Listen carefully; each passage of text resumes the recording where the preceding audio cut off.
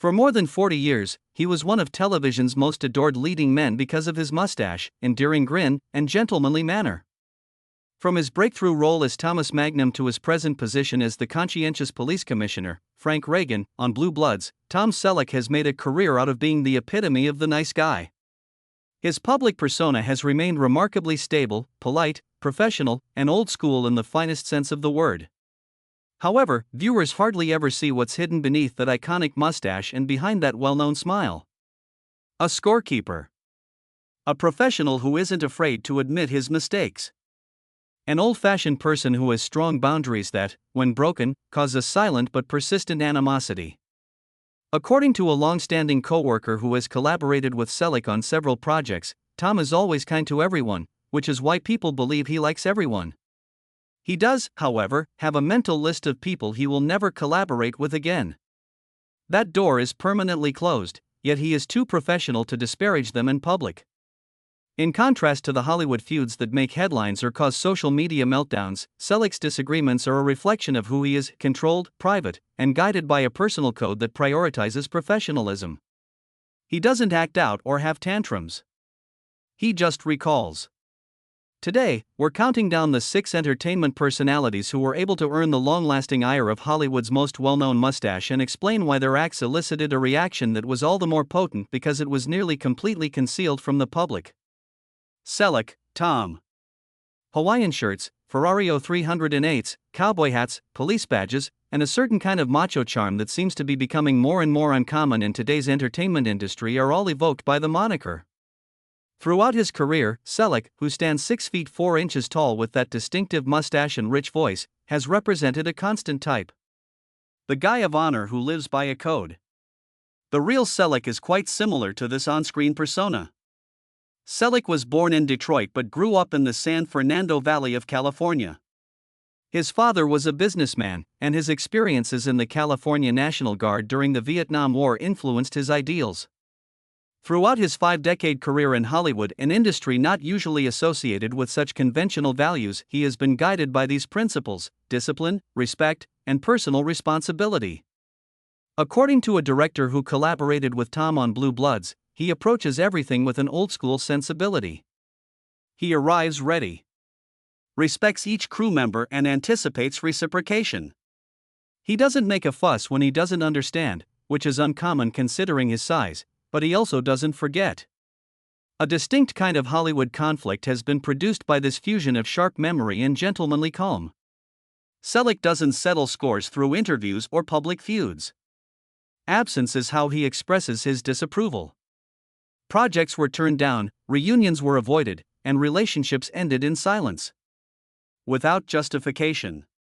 The way Selleck's disagreements highlight his fundamental principles is what makes them so illuminating. He wasn't only personally annoyed by the 6 people who have earned his enduring resentment. They transgressed values that are important to him: professionalism, equity, privacy protection, and the conviction that entertainment should bring people together rather than drive them apart. I don't expect everyone to agree with me, but I have strong opinions, a producer who has known Selleck for decades explained. He cannot put up with rudeness or ambush. That well-known charm becomes cold if you cross him on those grounds. The 6 people who earned seats on Selleck's private blacklist, from talk show hosts to fellow actors, from competitors from the 1980s to current colleagues, represent various aspects of the man with the mustache and distinct challenges to his meticulously upheld code of conduct. It was a lot of joy making the most exquisite rifle for me. The casting dispute that became personal involved Sharon Stone. Some of Tom Selleck's most intimate work is the Jesse Stone TV film series. These films, which were based on Robert B. Parker's novels about a troubled small-town police chief, afforded Selleck unparalleled creative flexibility as both an executive producer and a star, allowing him to explore darker, more complex territory than his typical performances. Sharon Stone and Selleck met during the casting of the first movie, Stone Cold, 2005. An encounter that, according to reports, left both sides with unfavorable memories. Despite Basic Instinct 2's problematic production, Stone, still a major celebrity and on high following her critically lauded performance in Casino, reportedly tried out for the role of the female lead opposite Selleck. Their attitudes to the subject were fundamentally different, as was soon discovered during what should have been a regular casting process. According to someone who attended the audition, Sharon arrived with a really powerful interpretation of the role. Tom had a certain idea about the world of Jessie Stone. Authentic, melancholic, and subtle. Sharon's reading was considerably more elevated. It was similar to seeing two distinct movies at the same time. Selleck graciously refused to cast Stone in his capacity as executive producer with casting authority. In the end, the part went to Jane Addams, who provided Selleck with the exact wounded nuance he sought. Unless for what allegedly transpired afterward, this professional choice might have stayed it. In a later interview, Stone was asked about the Jessie Stone series. According to reports, Stone called the movies Dad Cop TV and said they were an example of the safe, traditional storytelling that was causing television to become uninspired. When the quote was shown to Tom, "I was in his trailer. He didn't lash out or blow up. He doesn't do that." "Well, I guess that tells us everything we need to know about Miss Stone," he stated quietly after nodding and folding the magazine. And he didn't bring her up again. But as a reminder of why we were making these movies, the quote was posted on the bulletin board in the production office. Not for naysayers like her, but for those who valued them. Jessie Stone series crew member. Selleck saw Stone's rejection of the Jessie Stone movies as both a personal and a professional affront. Through character-driven, nuanced narrative that put emotional truth ahead of sensationalism, the series marked his endeavor to produce work with creative integrity outside the confines of network television. Has never collaborated with Stone or brought her up in interviews in the years that have passed. This is a significant omission from a man who was known for making generally complimentary comments about his co-workers. In a 2015 interview, Selleck mentioned a number of well-known women from various generations when asked about Dream's co-stars. This was a glaring omission that industry insiders were well aware of. A fundamental component of Selleck's work philosophy is reflected in the Stone case. Even if you don't like the work, respect it anyway. For someone with Selleck's long memory, it was impossible to ignore the underlying difference in values that was exposed by her rejection of a project he was very passionate about. Yes, it was in a little video studio in Coconut Grove or a similar location. 5. The adversary who never was, Don Johnson. Two names stood out above the others in the pantheon of 1980s television heartthrobs, Don Johnson and Tom Selleck. As Magnum stars, P.I. They stood for opposing philosophies of male cool, Miami Vice and Miami Vice, respectively. Johnson's sleek, edgy modernist contrasts with Selleck's tough, jovial traditionalist. The media was compelled to set them against one another. Readers were urged to take sides on magazine covers. An artificial contest between the mustache and the stubble was created by entertainment shows. Fashion critics argued over the relative merits of pastel suits and Hawaiian shirts. It was the ideal story. Two attractive leading males with popular shows are vying for viewers' attention and cultural significance. There was only one issue. Those who knew them said that the constant external comparison that transformed a professional parallel into a perceived rivalry was what actually produced the tension, not the actors themselves. A CBS executive who dealt with both men throughout the years indicated that Tom never personally had any problems with Don. The media's insistence on portraying them as enemies or opposites irritated him. Tom detested having his show characterized by what it wasn't or being reduced to a caricature instead of what it was. Nevertheless, the fabricated rivalry had a negative impact. Reporters invariably questioned each man about the other, making public appearances uncomfortable. After nominations were announced, award programs became awkward as cameras switched between them. Constant outside pressure to project a competitive image that neither party had established disrupted what could have been a friendly working relationship. When both stars were slated to participate at a network event in 1987, the issue reached a turning point. An participant claims that Selleck found out that the organizers had prepared a comedy piece that capitalized on their alleged animosity and intended to place them at the same table for the photo opportunity. Tom just refused to take part in transforming a professional function into a tabloid moment, not in a furious or theatrical manner. He nicely created a scheduling dispute when they refused to adjust the seating. Tom does things that way. He keeps himself out of unclassy surroundings. A former public relations executive who saw the incident chose not to make a scene. The truth is more complex, even if this encounter has given rise to claims that Selleck purposefully avoided Johnson at industry gatherings. Selleck took issue with the manufactured narrative that minimized the contributions of both men, not with Johnson himself. However, a distance that never fully closed was established by the frequent comparisons. In the decades since their successful shows ended, Selleck and Johnson have had the chance to collaborate, but they have never done so.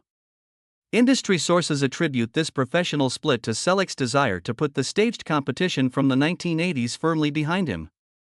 According to a filmmaker who collaborated with Selleck in the 1990s, some traumas aren't personal. They have to do with what the character in your story stands for. Don most likely reminds Tom of a period when his work was frequently compared instead than valued for its own sake. Furthermore, Tom doesn't go back and rehash painful episodes after they've ended. Does this residence contain any drugs?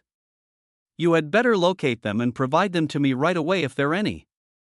No, they aren't. For Charlie Sheen is the complete opposite of Selleck. Direct interactions are not the source of all of Tom Selleck's professional animosities. The friction in Charlie Sheen's case reflects something deeper, a conflict of ideals between two guys who have very different perspectives on professionalism, celebrity, and responsibility. Although Selleck and Sheen have never collaborated directly, they shared a CBS television environment during the years when Selleck was starring on shows like Las Vegas and later Blue Bloods, and Sheen was starring on 2.5 Men. Despite having a network in common, sources claim that Selleck purposefully kept his distance from the younger actor. This distancing was caused by his strong disdain of Sheen's public and professional behavior rather than any personal slight. According to a writer who collaborated with Selleck, Tom reportedly referred to Charlie as everything wrong with Hollywood. It was spoken with sincere sorrow rather than rage. To someone who values being prepared, treating co-workers with decency, and acting with decorum in public, Charlie was the complete opposite of what a TV personality ought to be. According to reports, Selleck's annoyance grew during Sheen's highly public breakdown in 2011, when his unpredictable actions, drug usage, and divisive remarks resulted in his dismissal from 2.5 Men. Sheen's actions were not only personally upsetting to Selleck, who had based his career on dependability and professionalism, but also detrimental to the industry at large. When television executives reportedly approached Selleck about a possible cameo on 2.5 Men during the height of Sheen's public disintegration, as part of the show's efforts to rebuild after Sheen's departure, the contrast between the two men was brought into stark focus. Tom interrupted the executive's pitch before it was even complete, saying, "I don't think that would be appropriate." Tom just responded, "I like projects where the drama stays on the screen," when asked why. Everyone in the room knew exactly what he was talking about. An executive from the network attended the meeting. The Selleck-Sheen interaction is especially illuminating since it reveals Selleck's opinions on the obligations that accompany being a television celebrity. Being first on the call sheet isn't the only thing that makes Selleck the lead on a series. It's about creating a professional atmosphere and establishing the tone for the entire production. And understanding that your actions have an impact on the livelihoods of hundreds, if not thousands, of crew members. For Selleck, Sheen's well-known lack of professionalism and the resulting production delays constituted a serious violation of this unspoken agreement. Those close to Selleck claim that Sheen symbolizes everything that Selleck has avoided throughout his career, despite the fact that Selleck has never publicly criticized Sheen, displaying his trademark reserve. Self-indulgence over accountability, headlines over artistry, and personal fulfillment over professional duty. In a field where celebrities are frequently pardoned for any actions as long as they continue to generate revenue, Selleck's morally upright stance against Sheen's persona says a lot about the principles that drive his own profession and the silent condemnation he metes out to others who violate them. There's not much of a but among white people. Roger Mosley used to say that I had a black butt. I'll have to admit that I felt great about it. No, I won't. I won't. What are you? Leave this place. 3. Whoopi Goldberg, The View from opposite sides. When Tom Selleck made appearances on The View to promote his movies throughout the years, viewers saw what seemed to be courteous, if sometimes uncomfortable, interactions between the liberal co-hosts of the show, especially Whoopi Goldberg, and the conservative actor. Sources close to both parties claim that the cameras missed the mounting animosity that existed behind the scenes, which supposedly prompted Selleck to make a private pledge that he would never return to the show as long as Goldberg was present. During what should have been standard promotional appearances, the seeds of strife were sown. Selleck was there to talk about his most recent efforts, but he kept being sucked into political debates where his more conventional opinions ran counter to the host's largely radical ones. Even while these on-air interactions were professional, they nevertheless produced a sense of unease that reportedly grew more intense after the cameras stopped filming. According to someone who has worked closely with Tom, he has no problem sharing his opinions. He feels that he is being positioned on The View as a foil rather than a guest, since he is being viewed as a spokesperson of all conservative thought rather than as an individual with his own unique beliefs. The dispute apparently escalated during a commercial break when Goldberg and Selleck carried on a conversation about a contentious political issue that had started on air. Someone in attendance said that Goldberg made a contemptuous remark that described Selleck's viewpoint as outdated and privileged, which went right to the heart of his self-perception as a thoughtful someone whose opinions are based on principles rather than bias. In the car afterward, Tom was as furious as I've ever seen him, yet he maintained his cool, smiled, and carried on with the act like a pro. "That wasn't a conversation," he said again. "It was a prelude." At that moment, he made it apparent that he was done with that show. Selleck's teammate who went to The View with him. For Selleck, the problem wasn't that Goldberg didn't agree with him, he's had friendships with people from many political backgrounds for a long time. The issue was what he saw as an attempt to show him as a caricature rather than discussing his true viewpoints, and a lack of respect for the nuanced nature of his opinions. Although Selleck has continued to promote projects that would normally include The View on a promotional tour, he has been conspicuously absent from the show's guest list in the years after. In a 2019 interview, when asked directly if she would return to The View, Selleck responded in a way that industry insiders well understood. Favored discussions above conflicts. It appears that some shows are unaware of the distinction. The conflict between Selleck and Goldberg illustrates a unique difficulty faced by celebrities whose political beliefs diverge from Hollywood's dominant worldview. The challenge of voicing those opinions without becoming a stereotype or a prop in someone else's story. Such behavior is not only a personal slight to someone like Selleck, who appreciates nuance and mutual respect in discourse, but it is also an example of intellectual dishonesty that he cannot ignore. "It's impossible for you to comprehend what this is like. I'm gay, Howard." Clash of styles on a groundbreaking film, Kevin Kline. Tom Selleck showed his versatility as an actor and his willingness to defy viewer expectations in 1997 when he played a gay television entertainment reporter in the comedy In and Out, a move that many saw as a career risk. Selleck was able to depart from his usual macho characters and venture into more nuanced character area with The Picture, which explored sexual identity and homophobia in a small town.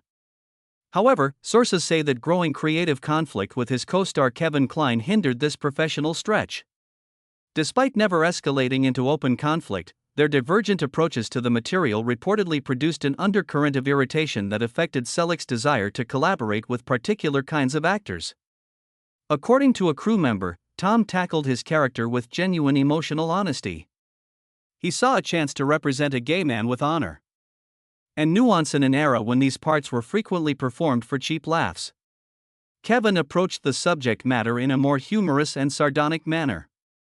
Although both strategies had merit, they fundamentally disjointed their settings.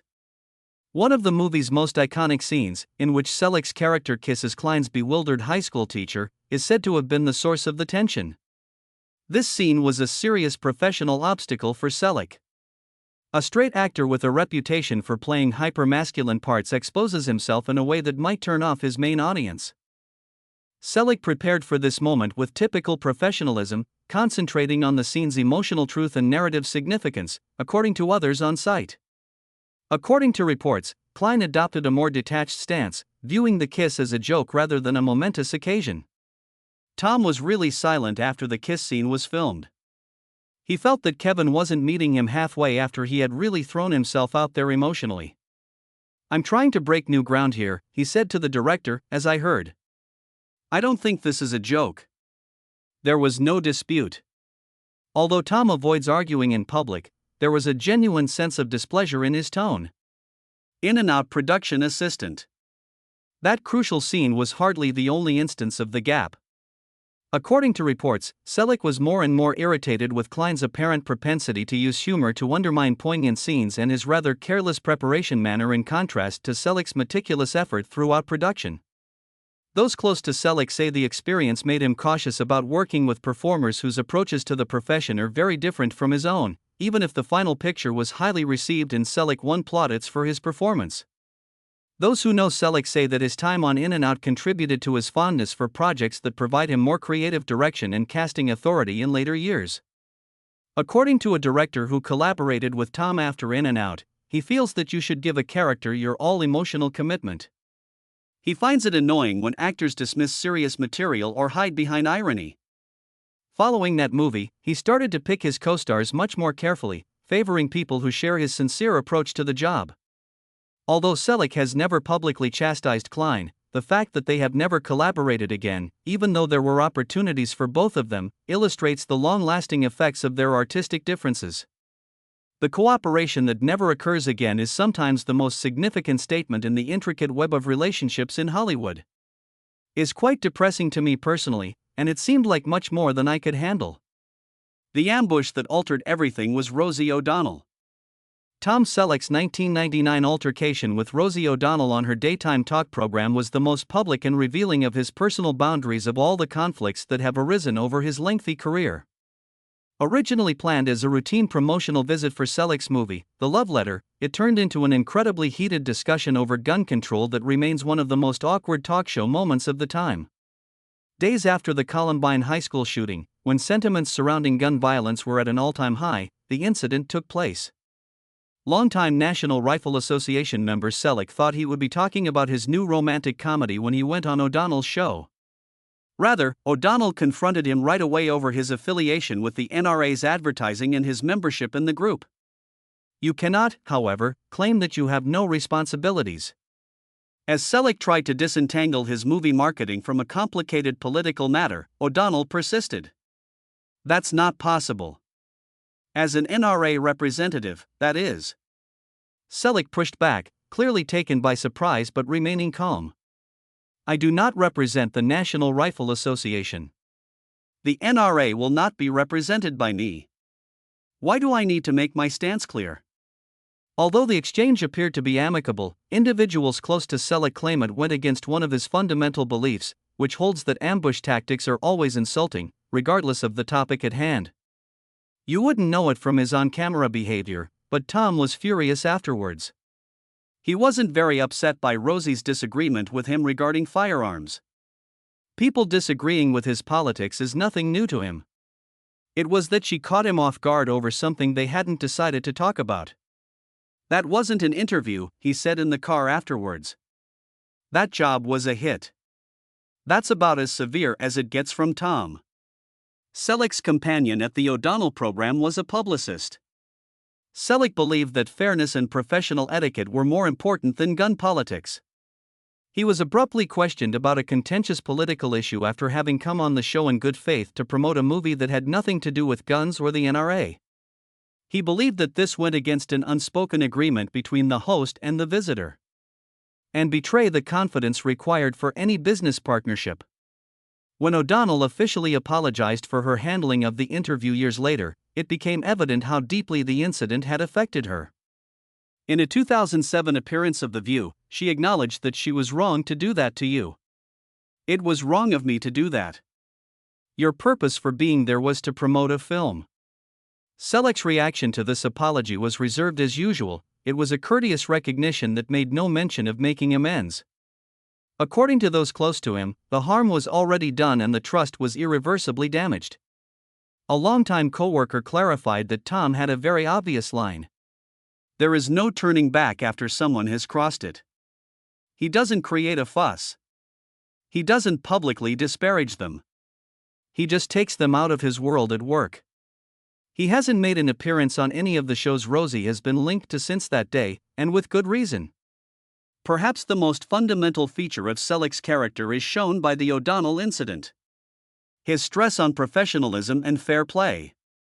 Politics aside, his long-lasting bitterness is rooted in what he saw as a violation of basic civility, an ambush that treated him more like a prop in someone else's story than a guest who should be treated with candor about the purpose of the conversation.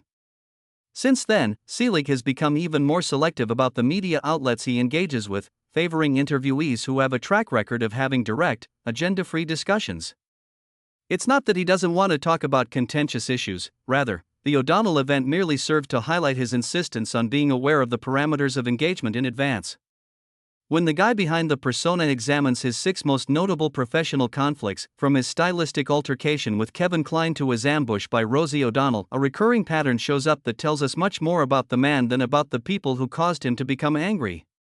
Selleck's complaints are nearly entirely focused on issues of principle, professional courtesy, respect for one another, preparation, and integrity, in contrast to many Hollywood disputes that are based on ego or rivalry.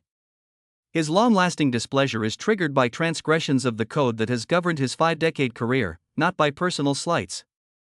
A filmmaker who has collaborated with Tom on several occasions noted that he doesn't expect others to agree with him or even his style of acting.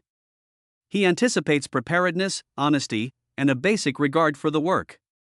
You will never see wrath or public reprisal if you cross those bounds. You simply won't collaborate with him ever again. Selleck's military experience and Midwestern upbringing, which value self-control and dignified restraint over emotional outbursts, are reflected in this measured reaction to perceived slights. His disputes show a man who deals with disappointment by establishing firm, silent boundaries rather than by confronting others. Selleck's strategy stands out in today's entertainment environment because it completely rejects public drama. Selleck's strategy of flatly refusing future collaboration without providing a reason is an increasingly uncommon kind of professional repercussion that puts deeds before words in an age of Twitter feuds and candid interviews. The quiet principle's legacy. Tom Selleck has accomplished something noteworthy in Hollywood at the age of 78. A 10-year career free of scandal, public outbursts, or rebirths. From Magnum, P.I. He has consistently portrayed himself on TV as a man of character who prioritizes integrity over popularity, from Blue Bloods to 3 Men and a Baby to the Jesse Stone series. His handling of setbacks throughout his career is also consistent. Instead of use his position to attack people who have transgressed his bounds, Selleck merely focuses his energies on partners who share his beliefs and initiatives that support his goals. According to a CBS executive, Tom's longevity in this industry isn't a coincidence. Being picky about positions and the whole work environment he builds around himself is how he managed to thrive. He doesn't create a fuss if someone shows that he doesn't belong in that well-kept area. All he does is make sure they don't cross paths again. Although this strategy has occasionally been misunderstood as harboring resentment, people who know Selleck the best view it as practical self-preservation rather than emotional reactivity. Selleck has established a career characterized by stability and control in a field that is notorious for turmoil and compromise. He has achieved this in part by eliminating disruptive influences before they have an impact on his work or well-being. Selleck's professional disputes as he embarks on what might be the last phase of his acting career show clarity rather than resentment. An individual who, over decades of industrial evolution, has firmly upheld the ideals that were important to him. Every instance of stress, from O'Donnell's ambush to Stone's rejection of his passion project, from Goldberg's political altercations to Sheen's professional wrongdoing, highlights a different aspect of the code that has steered his extraordinary career. Even though he appeared to be the kindest person on television, Tom Selleck remembered those who had wronged him. Selleck's career has been characterized not only by his memorable roles but also by the values he refused to compromise on and the boundaries he set with those who disregarded them, from his notorious ambush by Rosie O'Donnell to his discreet professional distance from Charlie Sheen. Not only do these professional conflicts reveal Hollywood's complicated relationships, but they also reveal Selleck as a man whose integrity and traditional manners are not a facade but rather a true reflection of the principles that inform his personal choices. Selleck's disputes demonstrate a different response to career dissatisfaction than the fiery feuds that frequently make entertainment news. Not confrontation in public, but calm, firm retreat. No spectacular confrontations, no